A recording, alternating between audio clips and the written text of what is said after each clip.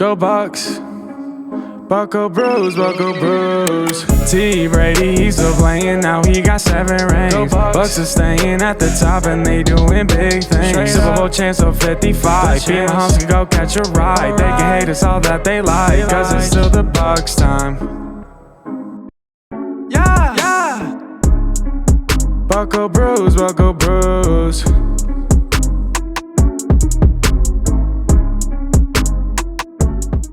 I'm here with Brad Johnson, Super Bowl champion quarterback with Tampa Bay, the first quarterback in Tampa Bay to deliver a championship to that city. And more importantly, I think almost more importantly, the first guest of the Bucco Brews podcast. Brad, welcome. Thank you for jumping on.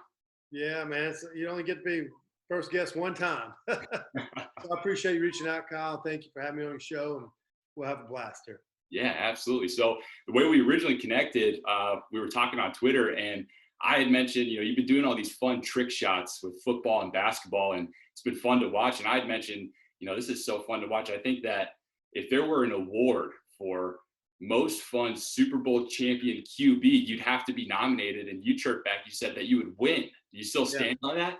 Yeah, I would win. There's no doubt about it. So, I got on this thing called TikTok, okay?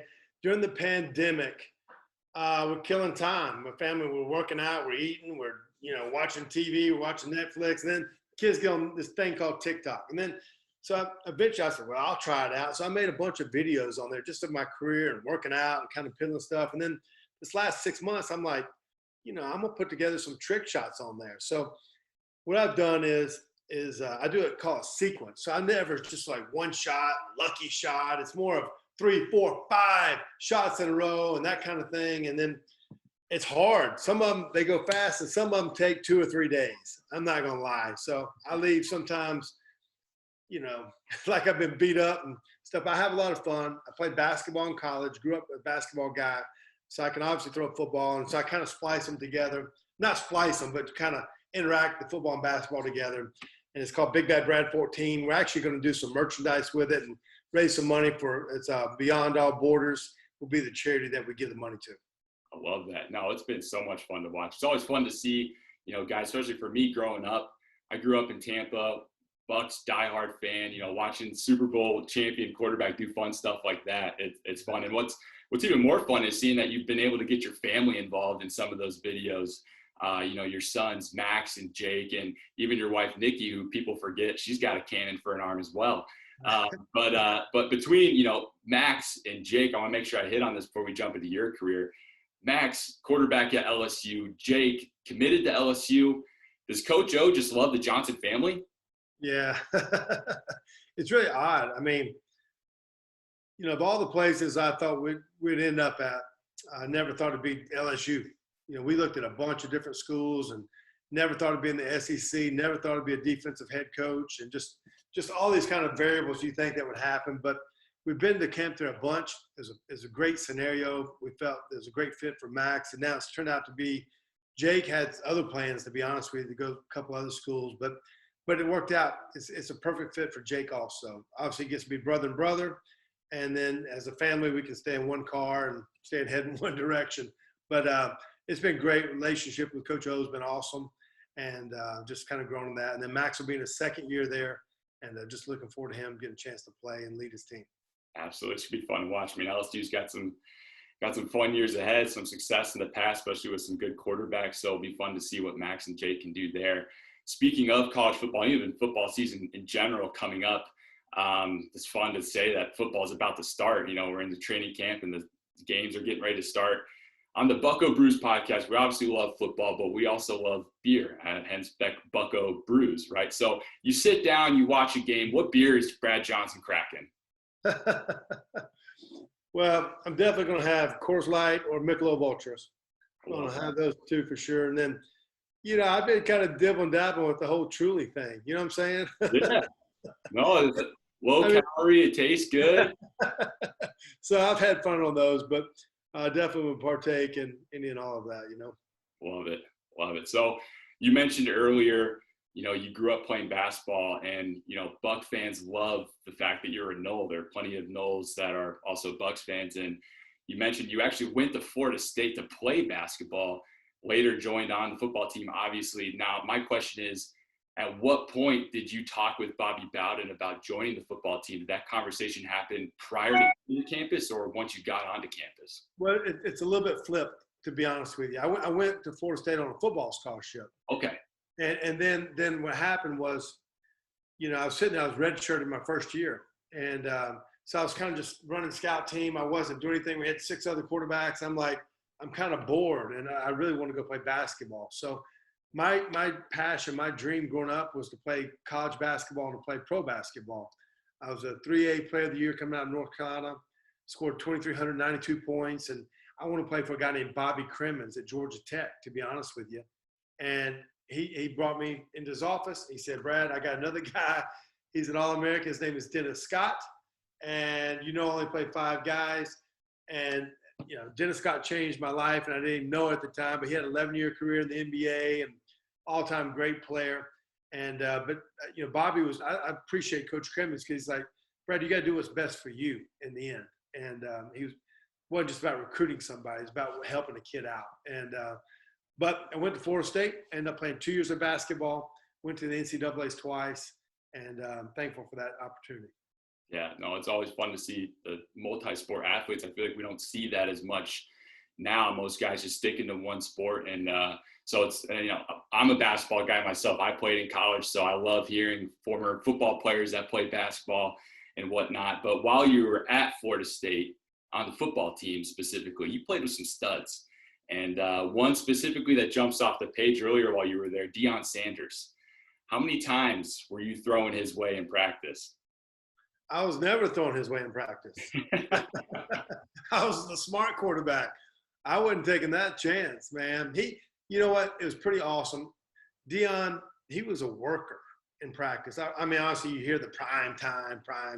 And he was a worker. He didn't really talk a lot of trash in practice. He was really working on his craft, to be honest with you. Now, if he intercepted one on game day, he was going, high knees were coming up and the head was going back and all the above. But if you threw at him in practice, you were, it's like, man, I completed a curl route against him. I completed an out, but you were not completing a touchdown against him. I guarantee you that. And so, I think about Deion Sanders when we played Clemson, we were down and he was yelling at the crowd and he runs the punt back. And you were seeing these things in college, which later he was Deion Sanders. He became prime time.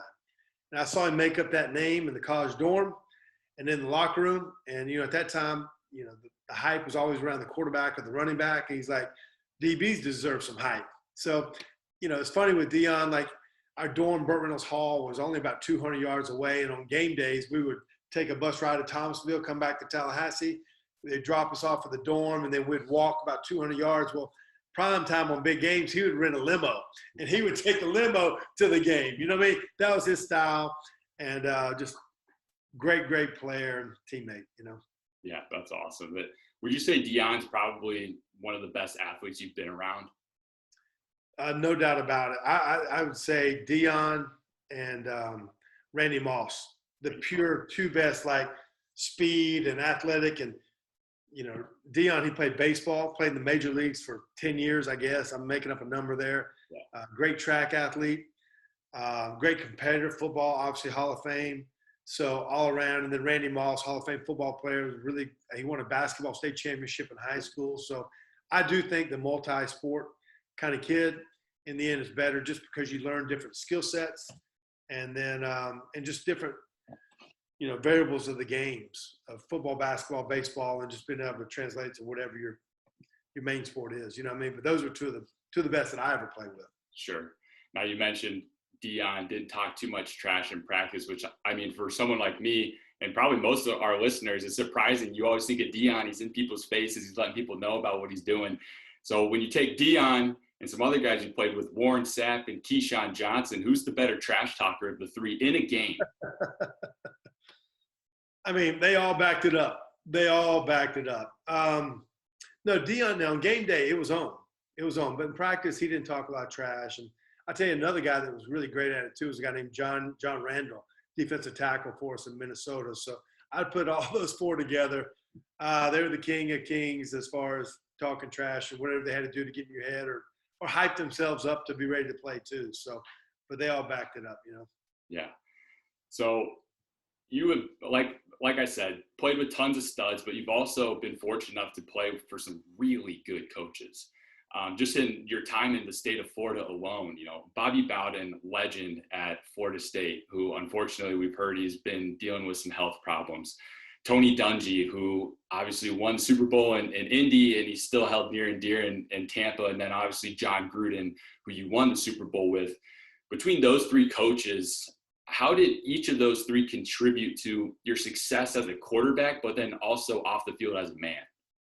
Yeah, I mean, yeah, I got to mention a couple others too. You know, I had Brian Billick was my coordinator in Minnesota for 7 years, and Denny Green was our head coach, and I had Jason Garrett as my coordinator in Dallas and North Turner in Washington. So the list goes on, but you know, honestly, all those are legends. They've all won national championships or Super Bowls or whatever it may be. But then actually the one that ended up becoming my brother-in-law was Mark Richt. He's my QB coach at at Florida State. Later, he became the head coach at Georgia and then University of Miami.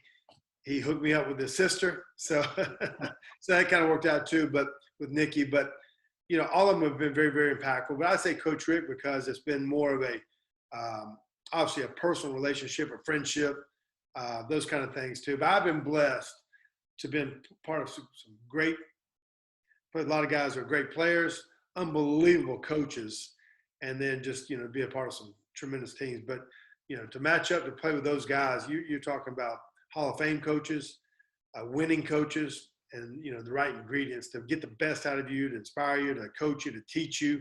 I think that's the word I would say. They all try to teach you. It wasn't just about yelling or screaming or just winning. They were always trying to teach you on the field and off the field, you know.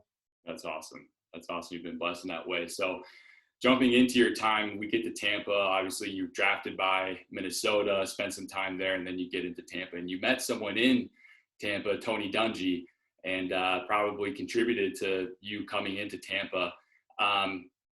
Your first year with Tony in Tampa, you have a great season. You break, you know, passing yard record for the franchise for quarterbacks in Tampa. But then Tony then gets replaced by John Gruden. Were there any growing pains as a quarterback and in the locker room as a whole when that transition came in? Because obviously we know Tony, he's humble, he's quiet, he's a quiet, humble leader. And then you get John Gruden, who's much more boisterous. He's in people's faces. So what was that transition like? Yeah, I was with Tony Dungy for 3 years in Minnesota. He was the defensive coordinator. So we had a relationship there. He was a big part of me coming to Tampa in free agency because we knew each other. And then there's a lot of guys on that team, Derek Brooks and Dexter Jackson, and Warwick Dunn and John Lynch and Sapp. A lot of guys I knew or played against each other. So all those kind of added up. Tony was a tremendous coach. He changed the Yucks to the Bucks. The impact he had, not just, you know, from trying to win a game, but getting guys out in the community, being a part of the community, and making an impact on people's lives. And then obviously he drafted a lot of great players and turned them into a winning the division, a winning program, so organization. So we thought Tony was going to be there when he got fired, to be honest with you, and that was exciting. But they made the move, and Tony went on to become a Hall of Fame coach and win his own Super Bowl and everything he deserves, you know. So they brought in John Gruden. John, he demanded that, you know, he said we're going to win a Super Bowl right away. He talked about, you know, declaring war against our defense with our offense, of, you know, running blast off the joker right X, short 22X drive, halfback burst, and how they're going to stop triple right F, right 358 Nebraska X seam, and how is our defense going to stop it, you know? And then Gruden, you have to give him so much credit because he challenged our defense in so many ways of what their weaknesses were and how much better they could actually become. But offensively, we added a lot of free agents that probably don't get enough credit for, you know? You bring in Ricky Dudley and Ken Delgert tight end and Joe Jaravicious and Keenan McCardell and Robin Oben and Kerry Jenkins, left guard and left tackle, Michael Pittman. And I mean, so there were a lot of moves that were made to upgrade our team. And it took place, but John, he was on us all day. So I think people get caught up in the perceptions of one may be loud or one may be not as loud, but they're very organized. They demanded the best out of our team, and the expectations were high from both of them, you know? Sure. Yeah, obviously both great coaches. And you mentioned some of the play calls that John Gruden throws out there. They're long for any for anybody that's not used to being around a football huddle, it's a foreign language to us. And obviously John has his own quirky ways of talking with people, especially quarterbacks. So fun question here. What's the weirdest thing John Gruden has said to you, like in the office or going into a huddle? Well, two things. You're learning a system. You just got to learn the words, learn the verbiage. And when he came in there, I called Rich Gannon immediately. Rich and I played together in Minnesota. Rich is like, Brad, you're going to be programmed on game day like no other. You'll be programmed. And so I actually love playing for Gruden because it wasn't like he was just a play caller and they install the plays at 9 a.m. during the meeting, and then you see him at practice and you go home. Like, you were with John from 7:30 in the morning to 5. You're with him all day long. You agreed upon plays, you disagreed upon plays, and then you kind of had that interaction. And I remember the first time I ever watched John on TV, I was in Washington, and he was a coach for the Oakland Raiders, and Gannon threw some crazy pass, and he went off on Rich. And I'm like, I told my wife, Nikki, I said, I would never want to play with that guy. And then all of a sudden now we're hooked up together, but I love playing for John because we were together at all times. And I remember our very first game we lost in Tampa, the home opener, and it was terrible. You know what I mean? We lose it. He's exposed to all these expectations. And then when I came in that next day at Monday, he's like, I thought he was going to rip my head off. But he said, Brad, I got the most unbelievable game plan coming up this next week for the Baltimore Ravens. You're going to love it. So we pushed it aside. We went on. Then we skunked the Ravens, and then we started marching as the season went along. So he didn't dwell a lot on the past as far as me individually. It was about how good are we going to be today. So I love playing for Gruden. So you mentioned how Gruden really wanted to challenge both the great defense you had on that team with the solid. I mean, you guys have really good offense as well. I feel like the offense gets overlooked on that Super Bowl team. But arguably maybe the best defense of all time on that team. Yeah. What was that like in practice going up against that defense every day? Like, how did that contribute to what you guys were able to do every Sunday in the season? Yeah, it was competitive, I mean, you're trying to beat Brian Kelly and Shelton Quarles and Simeon Rice and Rondé Barber. You're trying to sharpen your craft every day. And so it was a war, it was a challenge every day. And our defense, they were spectacular. There's no doubt about it. You got 3 Hall of Famers, and now John Lynch and Warren Sapp and Derrick Brooks, and hopefully Rondé Barber and Simeon Rice make it. You know what I mean? But we had some great players too. And what people don't really, they go by this kind of a number thing. If you actually look at what some of the numbers we put up in the first half, and then you got these leads, and the kind of way we would call plays, and we'd close games out. So it wasn't like we would run the ball, pound the ball, run the clock out, and then so you may not get the numbers. You go by the numbers, you go by wins is what you go by. And that's what that team did. We averaged over 28.5 points a game, as the season went on. So we were pretty strong in both areas. We didn't turn the ball over. We played off the defense's turnovers and scored on those short possessions too. So it was just a great team to be a part of, and obviously world champs. So in those practices, I've heard, I remember my dad telling me some of this stuff. John Lynch and Mike Allstott, some pretty big collisions in practice. Kind of talk about that. Well, they would not tackle each other. They would not hit each other because John Lynch was my roommate. We were together for 3 years, and he said the best piece of advice he ever got was from Herm Edwards.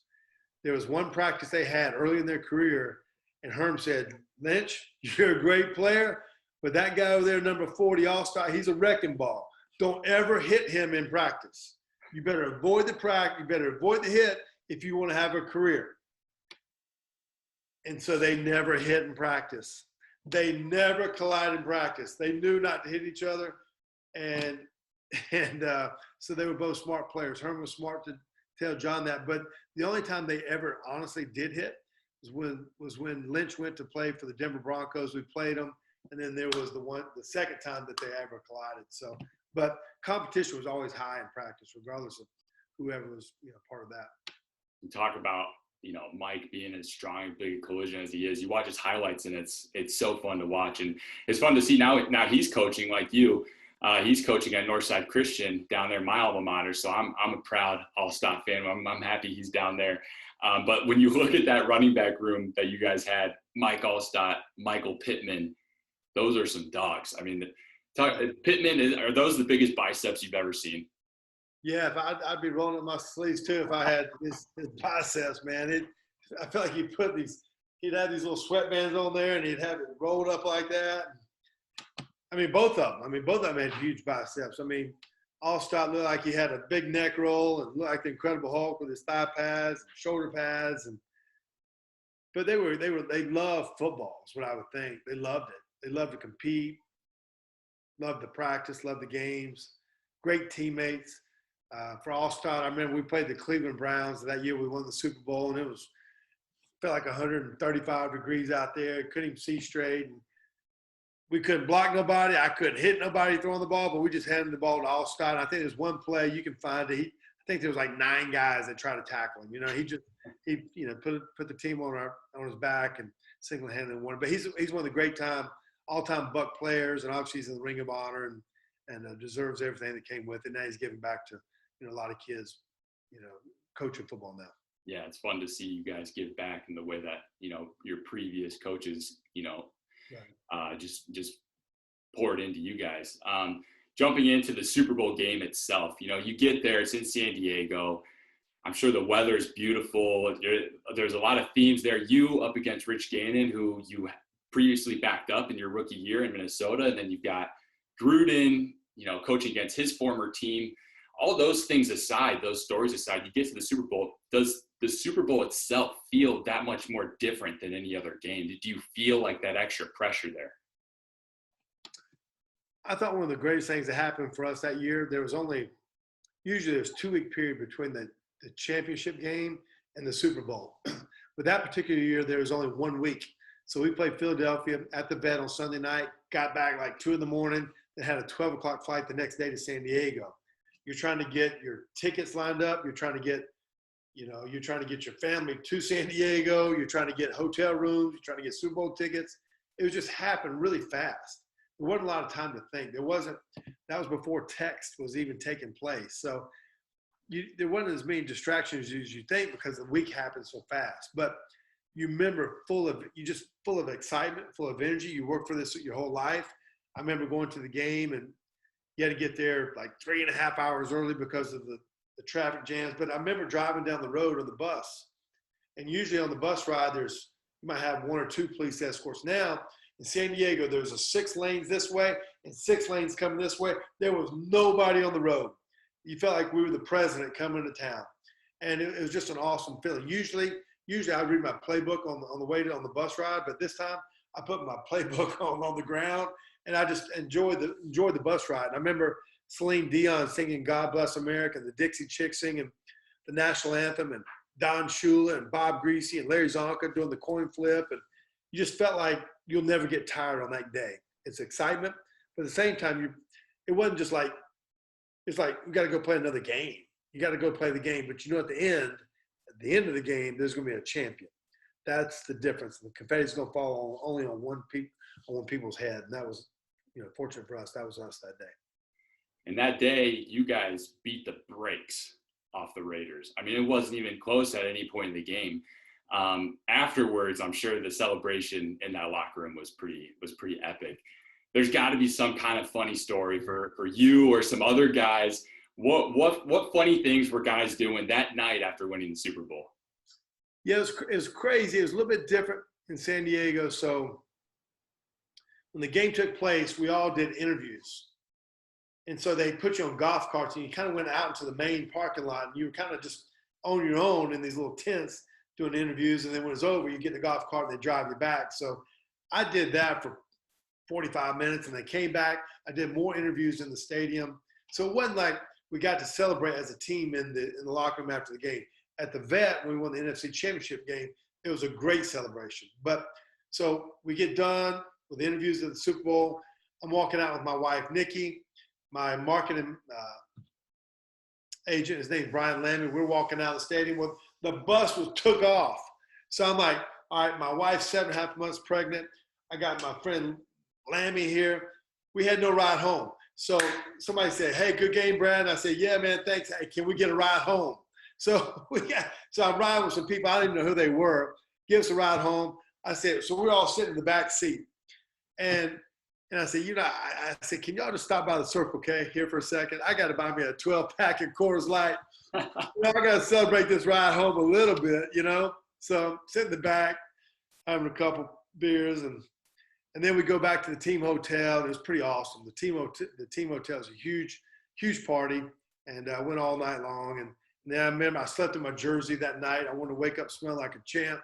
So I still got my jersey, still got the grass stain on it. And usually when I go speak places, I wear it and talk about it. And so that's a pretty cool deal. And then that morning at 7 a.m., I was on a plane ride to Disney to do the Disney parade. And then that night with the Jay Leno show, and then caught the red eye back to Tampa, did the Tampa parade, which was incredible. And then caught a plane that evening to Hawaii for the Pro Bowl. So for 3 days, I didn't sleep and I didn't mind. It was a big party, no doubt about that. I was going to say, you probably just lost track of time, not even know what day it was at that point. You didn't care. You're on top of the world. It's something, dream come true for all of us. And I mean, so, Tampa got to experience it this past year too, with, the Super Bowl, but that was our time. And at that time, it was as big as it was. And you saw the Buccaneer fans that had suffered all through the 70s and 80s and 90s, like waiting for their team to win a playoff game, not alone, win a Super Bowl. So it was an incredible time for the Buccaneer fans, Yeah, the fans obviously loved it. I remember as a kid, you guys win the game, and I'm on a cul-de-sac, and I had some buddies over, and we're running laps around the cul-de-sac, all excited for us finally getting that Super Bowl. Coming off the Super Bowl, I feel like this is something that people don't really, think about as, what you guys are competitors, and you go through that year, you work so hard to win that championship. You win it, you got the celebration, and now it's time to get your butt back in gear to get ready for that next season. What is that like preparing for that next season as defending champs? You see a lot of Super Bowl hangovers. Was there, for your team specifically, was there a lot of complacency amongst the locker room? Was the hunger still there to repeat and do it again? What was that like? Yeah, the hunger was there, no doubt about it. The work was there. The off season never stopped. Had great mini camps, had a great training camp. We came out. We had the first game of the season against Philadelphia, shut them out 17-0. We were rolling. But then we hit two things that pretty much happened. I feel that happened. One, we lost 7 players during the course of the season, 7 starters. That kind of hurts. You lose players. You got to replace them. But the Jaravishes and Allstotts and Shelton Corals and Brian Kellys. I mean, people matter. Players matter. They pay people for a certain reason, And then we lost some crazy games too. We lost the Carolina game at home where all we knew was the extra point. We lost the Colt game. We're up 35-14. We lose another Carolina game and a crazy comeback game.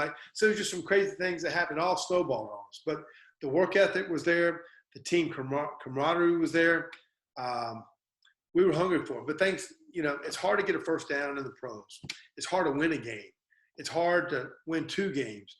Well, to win a Super Bowl, it's hard to do it once, not alone go back to back. So, we didn't get it done for a lot of reasons. And, you can chalk it up to injuries or just crazy games, but it is what it is. We didn't get it done.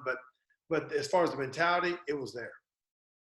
Awesome. Yeah. And the fact that you mentioned it's so hard to go back to back, and the fact that you couldn't, I don't think takes away anything from what you guys did that previous year. Again, maybe one of the greatest defenses of all time and a fantastic offense that people will remember forever. A lot of people Bucs fans want to compare, the 2020 Bucs against, you guys. They're similar in different ways, but my question for you as a quarterback, you had a great wide receiver core. Tom Brady had a great wide receiver core. Mike Evans or Keyshawn Johnson, who are you throwing to, and what's the play call? Throwing to both of them. I mean, they're both great players. I mean, it's hard to compare great versus great, to be honest with you. And so, I look at those teams very, very similar, to be honest with you. We had a number 1 defense. I think Tampa had a top 5 defense last year. They scored 145 points off of turnovers. They scored 45 in the playoffs off of turnovers. They had Brady in a new system in the first year. We had John Gruden in the first year of a system.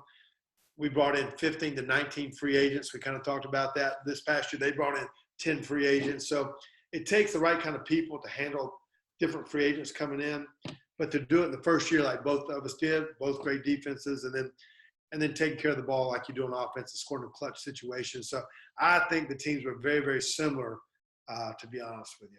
So yeah, I would agree. And you look at this Bucs team coming up this season, and you get Brady again, you get everybody else that's coming back, all the key pieces.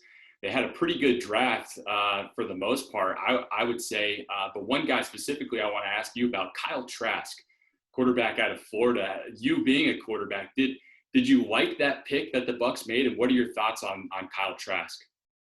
You know, it's kind of cool. When he went to the University of Florida, when he was a senior in high school in the summer workouts, I actually took another kid down there, and they offered Kyle over the kid that I was driving down there. And so I kind of said, I'm going to keep up with this kid. You know, he didn't really start in high school. They had De'Aaron King with him, and seemed like he had a really good demeanor about him. He goes to Florida, not getting a chance to play behind Felipe Franks, and then he gets hurt. Well, he gets his chance. He gets his opportunity, and he played awesome. He had a chance to win the Heisman this past year.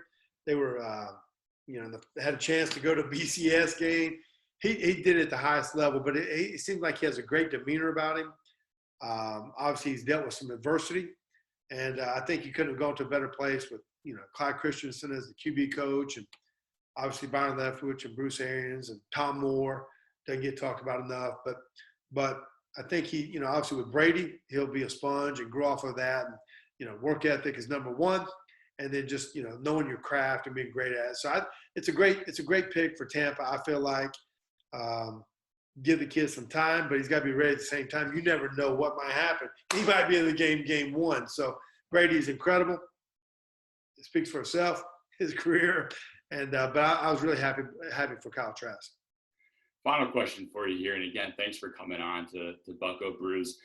This final question is brought to you by our main sponsor, For the Bay Clothing Company. You can see me, I'm wearing, it's a Bucs Life hat. I got my creamsicle Tampa Bay shirt. It's beyond comfy. For the Bay Clothing, they make great Bucs, Rays, Lightning gear. They make it all. They cover Tampa Bay.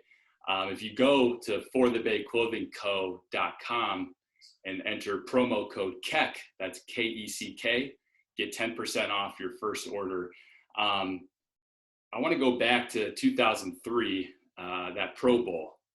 You played in a quarterback skills challenge, and you ended up winning the thing, and you beat somebody that's named Tom Brady. We did some kind of a rematch, some form of that today. Are you still taking that trophy? If we're just I would love that. I would love it. You know what I mean? Now, I can't run. I can't do that, but it would be fun, honestly. Like, he could beat me in golf, but if we're shooting a basketball, if we're just going to throw a football at a pole and see if we can hit it or throw it at a target, I would love that competition. But listen, I have all the respect in the world for Tom. He's been to 10 Super Bowls, won 7, went to 4 other AFC championship games. He stays healthy. He's a leader. When I was with him in that skills challenge, he was no one really – he'd won 1 Super Bowl. But I just admired the guy because he was competitive. It hurt that he lost. You know what I'm saying? Some people will, I'll be back. I wish I wouldn't have. He was ticked off, man. He was over there kicking chairs. And, I said, I'm going to keep up with this guy. And have all the respect in the world for Tom. And hopefully he wins it again, Absolutely. Yeah, I know we'd love to see him get another ring there, but we've got to try to make some kind of rematch for this. I know I would pay to see it. So, but thank you, Brad. I really appreciate you coming on the show. First guest ever, and again, first quarterback to bring a championship to Tampa Bay. Thank you for coming on the show. Awesome. I appreciate being on the show with you, Kyle. Thank you, man. Best of luck. Thanks. Go Bucs.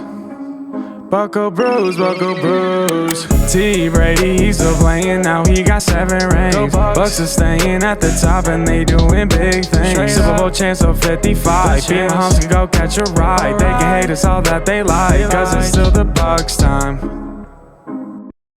Yeah! Bucco Brews, Bucco Brews.